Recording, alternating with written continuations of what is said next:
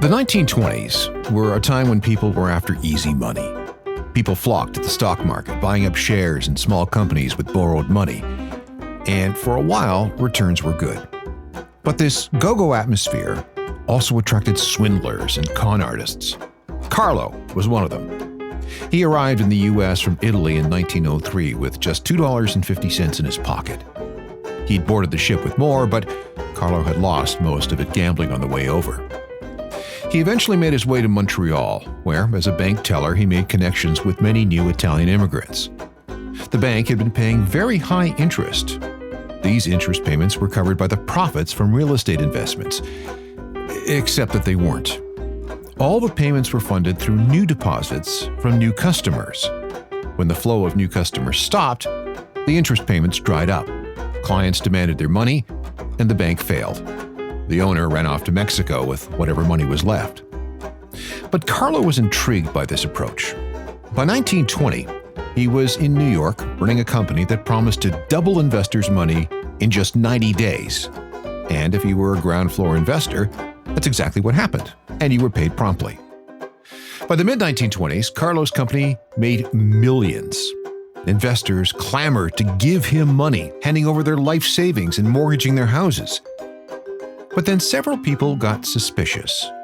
How could Carlo keep offering such amazing returns? The truth was, he couldn't. The profits could only keep coming if there were new investors. By July 1920, it all started to collapse. The debts were huge. 6 banks involved in Carlo's plot failed. At least $20 million, more than $300 million in today's money, just vanished. Disappeared. When he went to prison, Carlo was booked under his assumed name, Charles Ponzi. This kind of fraud is now known as a Ponzi scheme. The world is full of scam artists, many of whom think that they can avoid the mistakes of Charles Ponzi. But the math and the finances never work. Ponzi schemes always fail. They've been tried with stocks, currency trading, beauty products from South Africa, the planting of teak trees in India, church donations, fake loans, even, believe it or not, ant farming in China. And of course, there was Bernie Madoff's investment club that fleeced people of at least $65 billion US. There's also one Ponzi scheme that involved a couple of groups that legitimately sold tens of millions of CDs. But behind it all was a financial scam. I'm Alan Cross, and this is Uncharted: Crime and Mayhem in the Music Industry. And this is the wild story of the great boy band Ponzi scheme.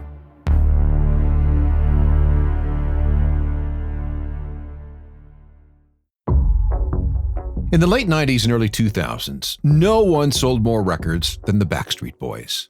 130 million records. In 1999, their Millennium album sold over 1.1 million copies in its first week.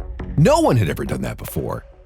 Then they did it again with their Black and Blue album, 1.6 million in week 1. Their albums all reached the top 10 on the Billboard charts. No one had done that since Led Zeppelin. And the Backstreet Boys are the best-selling boy band of all time. Only one group comes close, is NSYNC. Their 2004 album, No Strings Attached, sold 1 million copies on the first day it was in stores. It went on to sell 2.4 million copies in its first week. The next album, Celebrity, sold 1.8 million in its first 7 days. Between these two bands and a few others, including O-Town, who sold several million albums, LFO, who sold 4 million, and a bunch of others, brought in hundreds and hundreds of millions of dollars in record sales, concert tickets, and merch. That was all very, very real money.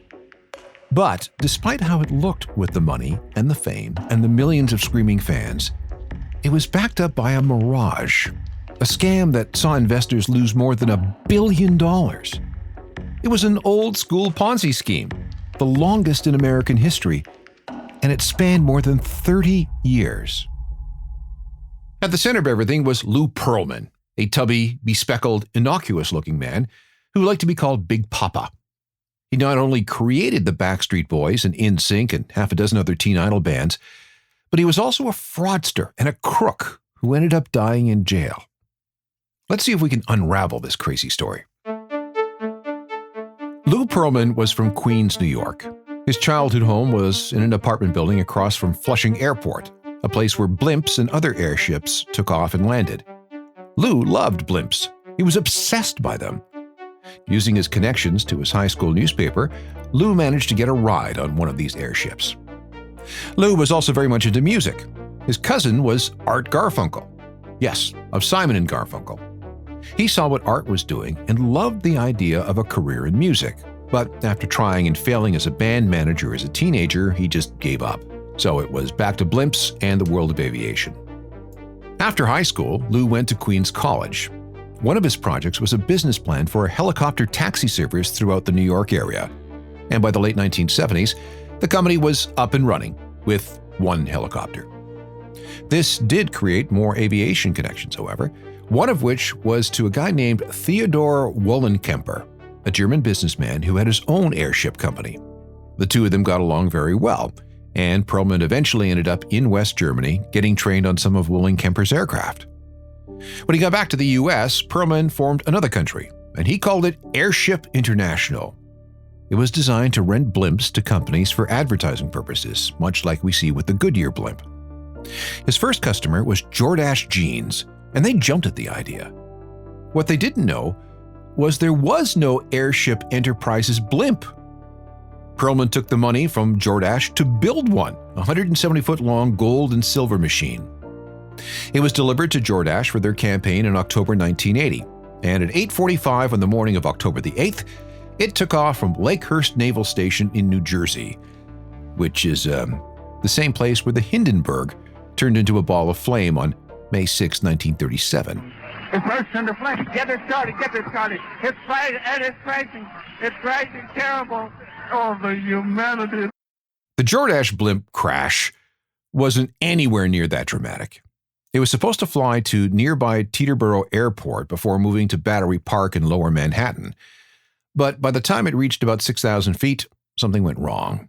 When it first took off, they were having problems getting lift, getting altitude. And after about 2 minutes or 3 minutes while they were up in the air, they were having rudder problems because it started, every time you applied power, it'd go into a couple of spins.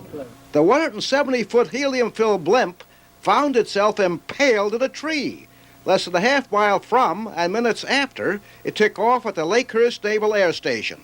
It didn't actually crash. The term is controlled descent, and it ended up in a bunch of pine trees.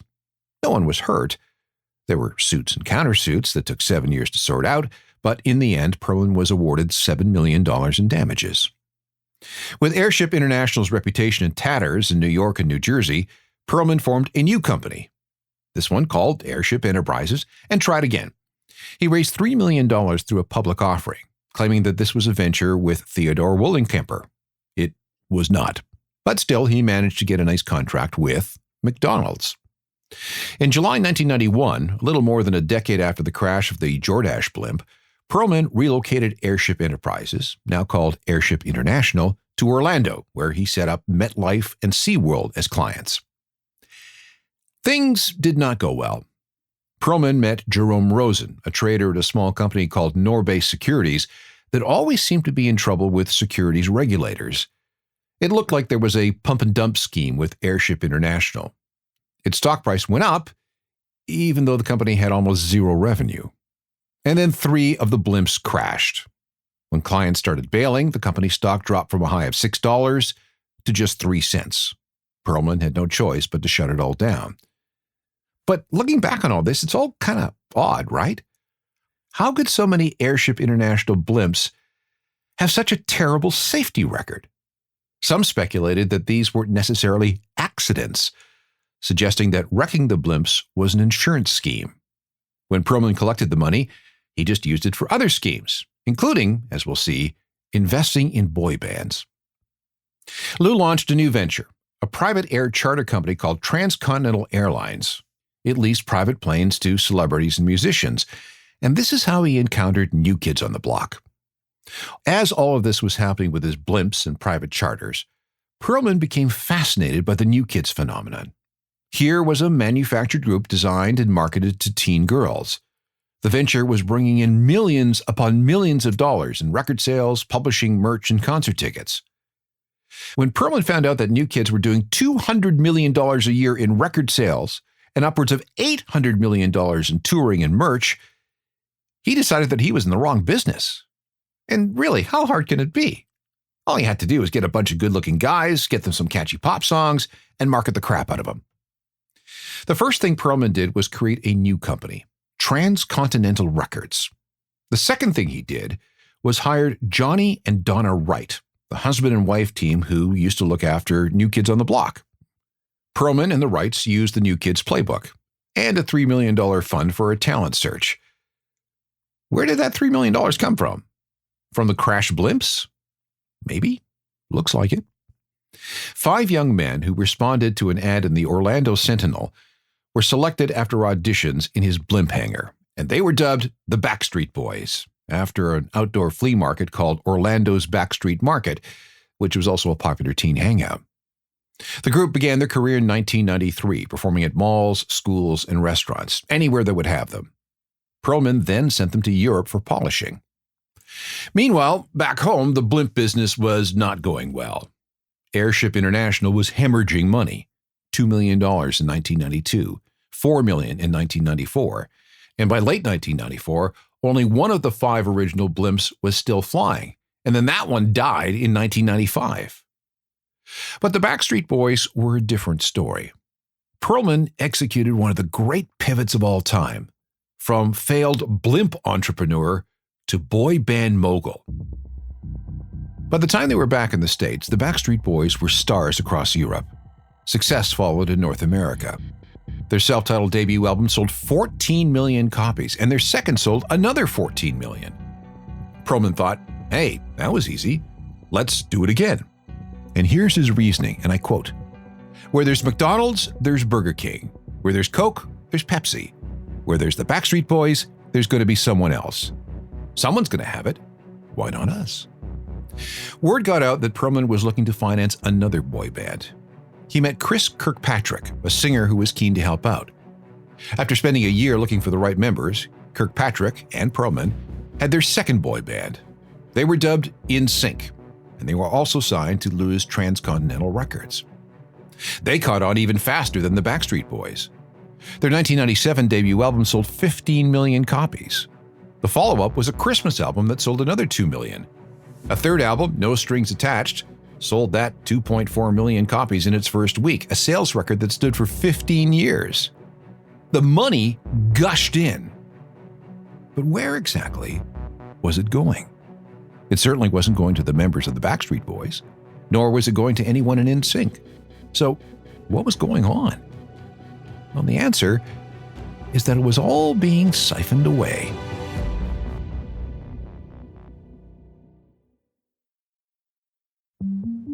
At first, the Backstreet Boys thought that Lou Pearlman was a magical person. Maintaining a boy band is expensive, but Lou, who, like I said, loved to be called Big Papa and loved playing the role of a father figure, seemed to have things under control. He always seemed to have money for private planes and limos and first-class hotel rooms and expensive meals. If the group needed more money for promotion and marketing and tours and musicians and songwriters, no problem. Lou had his airline, Transcontinental. Money must be coming in from that too, right? Plus, there was Transcontinental Airlines travel services. Lou also owned Church Street Station, an entertainment complex in Orlando that appeared to be doing quite well. There was a recording studio called Transcontinental Studios that also dealt in film. He co-owned O-Town, a dance studio near Disney World, and he had ownership in some steakhouses. He also lived a very luxurious life himself, so the man was obviously a successful entrepreneur. All this money appeared to be rolling in from all these different revenue streams. But where was it all going? Something was wrong, very wrong. And so the lawsuits began. It turned out that Pearlman had quietly made himself the 6th member of both the Backstreet Boys and NSYNC. This allowed him to pay himself millions as a member of the bands, while the other guys got a pittance. This was also in addition to his manager's cut and a slice he took for being the band's producer. The first guy to file a lawsuit against Pearlman was Brian Luttrell of the Backstreet Boys. In 1997, he wanted to know why he was only making $12,000 a year. The rest of the Backstreet Boys joined the lawsuit in 1998. Their lawyer discovered that the members of the group collectively received just $300,000, while Lou took home $10 million. While they were on tour, this is incredible, they were existing on just a $35 per diem each. Pearlman had an answer for this. Hey, I own the names Backstreet Boys and NSYNC. Therefore, I am contractually entitled to 90% of all earnings. His arguments continued. We'd give them choreographers. We'd give them dance lessons. We'd give them tutors. In Pearlman's eyes, he was just being repaid for the upfront investments he made in his groups. The guys in NSYNC were angry too.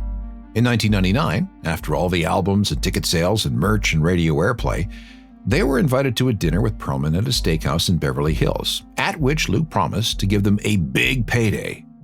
They were handed envelopes, and when they opened them, all that was inside was a check for $10,000. That was it. For selling 10 million copies of their debut album and all the rest of it, $10,000. That was insane. Like the Backstreet Boys, NSYNC also fired Pearlman as their manager and sued him for fraud and misrepresentation. Lou hired a high-profile defense lawyer named Cheney Mason. After a lot of behind-the-scenes work, an agreement was reached. Mason won a $64 million settlement in Lou's favor. He also managed to retain a portion of the band's future revenues. And instead of learning his lesson, Pearlman continued to financially exploit the rest of the acts on his roster. Now, here's a fact about the monster NSYNC hit Bye Bye Bye from their No Strings Attached album. A couple of members of the group came up with the idea while riding in a London taxi. The song is actually One Big Goodbye and F You to Lou Pearlman. Now that you know that, the song has a completely different meaning, doesn't it?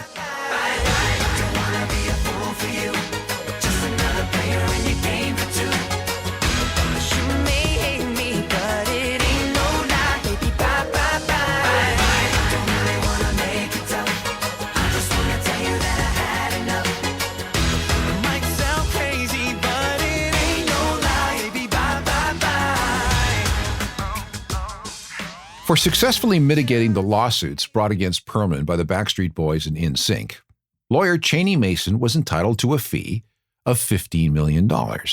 But when it came time to collect, Pearlman refused to give Mason his cut. So Mason also sued Pearlman for fraud. And this is when things began to get really weird. You just don't stiff the lawyer who got you off the hook for fraud by committing more fraud against that lawyer. We'll get back to Cheney Mason and his war against Lou Pearlman in just a bit. First, though, we need to look at a few other things he was doing. Even as Pearlman was being sued from multiple directions, he was crowing about his success. In 2002, he co-wrote a book called Bands, Brands, and Billions: My Top 10 Rules for Making Any Business Go Platinum. This book came out at the same time 14-year-old Aaron Carter, another Pearlman signing, and the younger brother of Nick Carter of the Backstreet Boys, sued Pearlman and his transcontinental companies for cheating him out of hundreds and hundreds of thousands of dollars and accusing him and his companies of racketeering. The case was settled out of court. But there was another scandal. In September 2002, Lou purchased an online talent company called Options Talent Group. It would be renamed multiple times, running into all kinds of accusations about scammy business practices. At the heart of everything was a photo mill scam. This is something dodgy modeling agencies often use. Instead of clients being able to submit their own photos, the agency demands that all clients have photos taken by their people at crazy prices. Once the photo shoot is over and the money is collected, the models rarely, if ever, get any work through the agency. Thousands of complaints poured in, including 2,000 from Florida alone. The Florida Attorney General launched an investigation, and the company got the worst possible rating from the Better Business Bureau. Although no charges were ever filed against whatever name Lou's agency used, there were civil lawsuits and at least one successful defamation suit filed against the company. At the same time all this was going on, there were rumors that Pearlman was something of a sexual predator when it came to the boys in his band. It's hard to get to the bottom of those stories because of conflicting accounts. Some maintain that they never experienced or saw such behavior. However, Rich Cronin, the former lead singer of LFO, another one of Pearlman's bands, who was also stiffed out of earnings, said that Pearlman attempted to seduce him several times. The sexual predator allegations have never been proven. But let's go back to where all the money was coming from. So yes, millions and millions and poured in from revenues by the Backstreet Boys and NSYNC. That was real money. But Lou was also signing up investors in his other companies. He sold Transcontinental, with its record label, airline, travel agency, and other ventures, as a highly lucrative and profitable empire. Hey, look what he did with the Backstreet Boys and NSYNC. That fame attracted investors to these businesses that he claimed to own. Lou also claimed that all investments in his so-called high-return employee investment savings account were triple insured, including a reinsurance policy by Lloyd's of London. When prospective investors wanted to see the documents, Lou was able to provide financial statements from an accounting firm. Seemed legit. One problem, though. Everything was fake. Lou was an excellent forger and knew exactly how to make fake documents look very, very real. A German bank? Fake. The accounting firm? Fake. The financial statements? Fake. All the other paperwork? Fake. Tax returns? Fake. Even the companies were fake. For example, investors wanting a piece of Transcontinental Airlines were given a very slick-looking brochure showing one of its planes taking off on the cover. Well, that was fake. It was actually a model plane held up in front of a runway with the hand holding the model cropped out. This was an airline with 0 planes. All these companies people were investing in did not exist. People invested thousands, hundreds of thousands, and even millions of dollars. One 87-year-old widow lost $300,000. And then there was Frank Vasquez Jr., one of Lou's longtime friends and employees. He invested too, as did his mother. And when he found out the truth, it destroyed him. He was so despondent that it may have been the primary cause of his suicide in 2006. About 2,100 people were scammed in the longest-running Ponzi scheme in American history. Lou had been ripping off people for 30 years. And while some early investors may have made money, most of the cash went directly into Lou's pocket to fund his lifestyle. And here's where Cheney Mason comes back into the story. There is nothing more vengeful than a lawyer scorned, a lawyer who specializes in fraud cases and who himself is the subject of fraud. And when he got to work on Lou Pearlman, everything started to fall apart very, very quickly.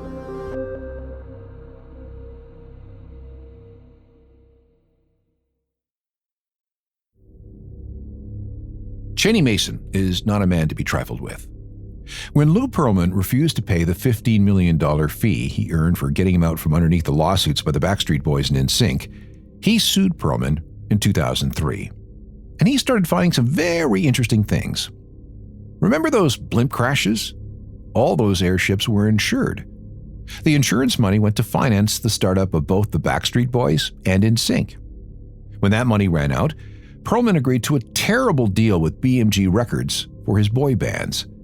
That contract paid out a pittance when compared to all the money that was really coming in.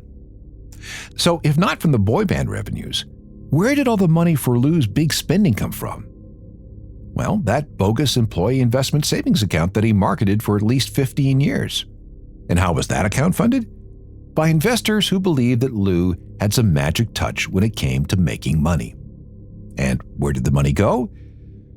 Well, about $118 million was paid out in dividends to early investors, which of course came from more recent investors.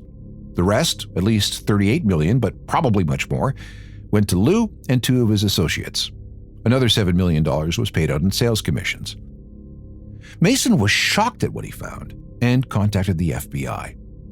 They started an investigation, and the Bureau uncovered evidence of massive fraud.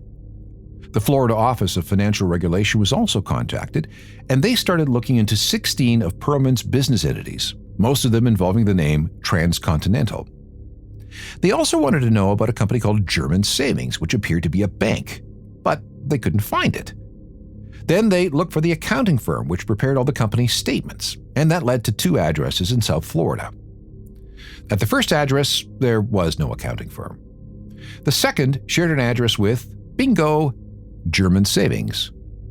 The most active thing about that second office was a link to a remote answering service paid for by investors.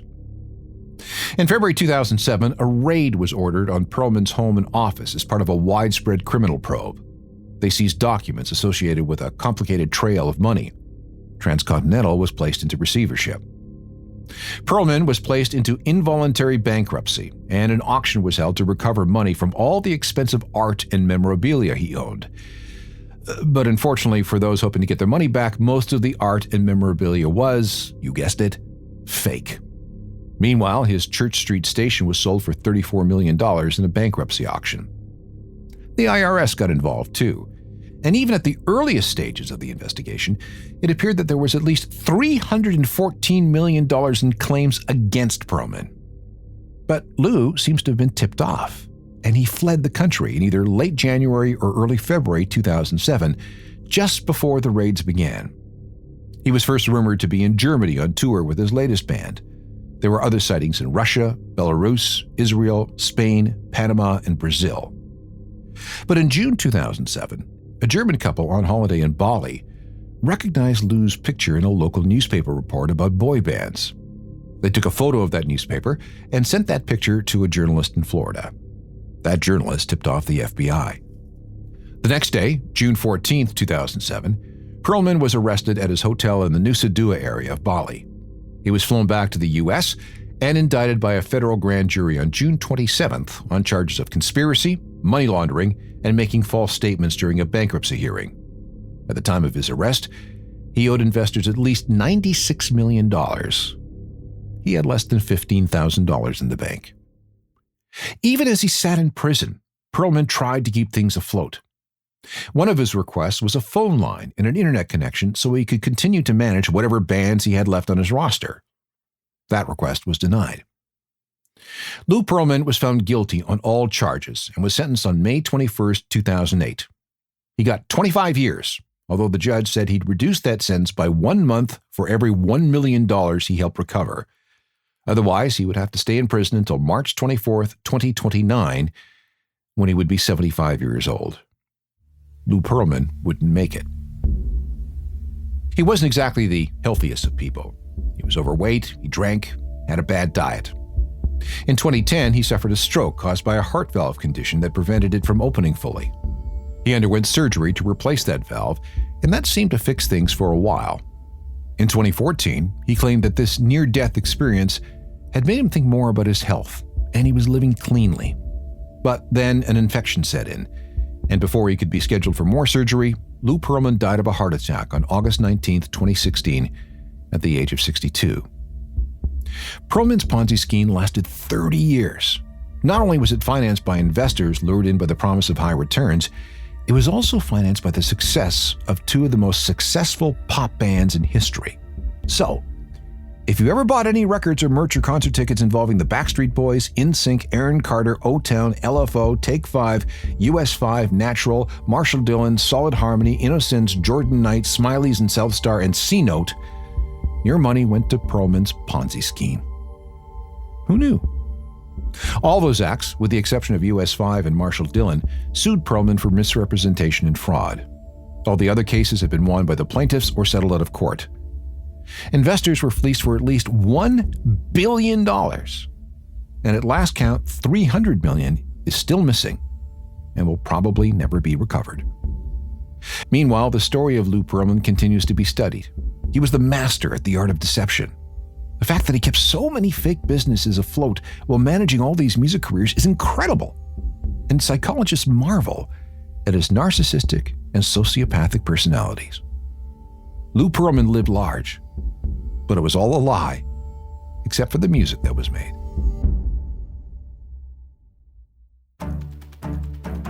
You can catch up on all episodes of Uncharted by downloading them from your favorite podcast platform. If you have any questions or comments about anything you hear on this podcast, shoot me an email, alan@alancross.ca. We can meet up on all the social media sites along with my website, ajournalofmusicalthings.com. It's updated with music news and recommendations every day. And there's the free daily newsletter that you should get.